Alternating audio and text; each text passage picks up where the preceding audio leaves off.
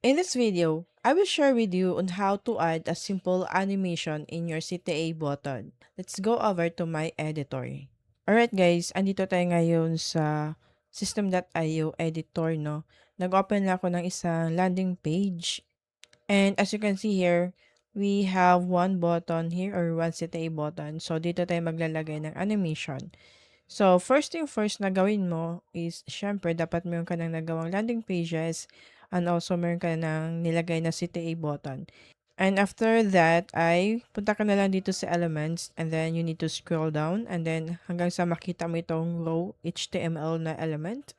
So, kapag andito ka na, click mo lang yan or simply drag and drop the row HTML element anywhere on the landing page kung saan mo siya gustong ilagay. Puwedeng sa taas ng button, puwedeng sa ilalim or anywhere sa pages. But I do recommend na ilagay mo siya sa baba or under the CTA button. Okay? So, once na andito ka na, makita mo dito 'di ba, raw HTML. So, dito kasi tayo maglalagay ng code.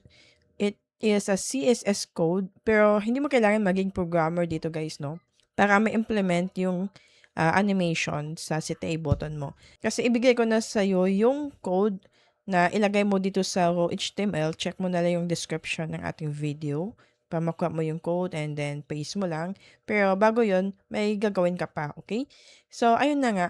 Just click this raw HTML, tapos may lalabas sa left side na settings ng element natin. So, under raw HTML, makita mo itong edit code. So, i-click mo itong button na ito na edit code. And then, may pop-up window na lalabas, right? So, makikita mo itong white na pop-up window where you can add a custom HTML or CSS code.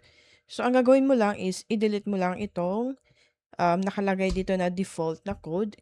And then, after that, punta ka na lang sa description ng video at makita mo itong bibigay ko sa'yo na code.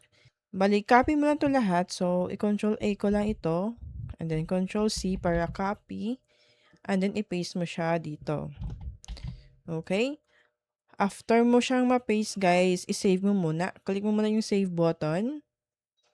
And then, pag na-save na, i-click mo ngayon yung CTA button mo.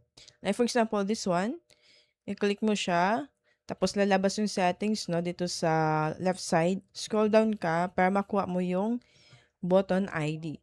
So, button ID yung kukunin natin. So, under Advanced HTML Attributes, makita mo itong button ID. Click mo itong copy icon para makopy mo yung button ID. And then, balik ka sa raw HTML na element. I-click mo siya ulit and then click edit code. So, dito sa pinakataas, under style. So, may makita ka dito na button IDs. Palitan mo lang ito, guys. So, i-delete lang natin to guys.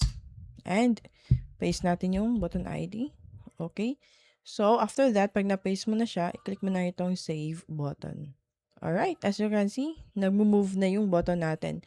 But what if Miss Rose color yellow po yung button ko, hindi po yan yung branding ko, paano siya i-edit or paano siya palitan? So again, balik ka lang sa edit code mo, tapos hanapin mo yung color. Ayan. Palitan mo yung mga colors dito according to your color brand. And you can have this background. Ayan. You can delete that one. So far, yun lang yung babaguhin nyo na colors. Okay? Ayan. After that, save changes mo lang ulit. So, magbabago na yung kulay dito. And what if, Miss Rose, madami akong button, kailangan ba ng bawat button ay lalagyan ng raw HTML? Well, hindi po. Ang kailangan mo lang gawin is, punta ka lang dito, for example, may second button ako dito. Again, kunin mo lang yung button ID niya. So, copy natin. And then, balik ka dun sa raw HTML mo na element. Click and punta tayo sa edit code.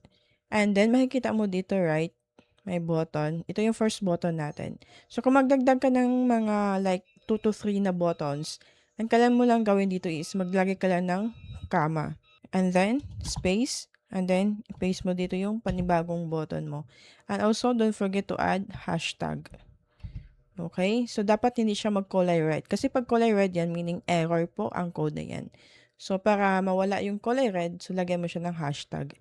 And then, click save. So I hope you guys were able to follow our tutorial on how to add a simple animation in your CTA button. And also, if you want to learn more about website and funnel design with System.io, don't forget to subscribe to my YouTube channel and check out my other videos here where I will teach you on how to use System.io in your online business.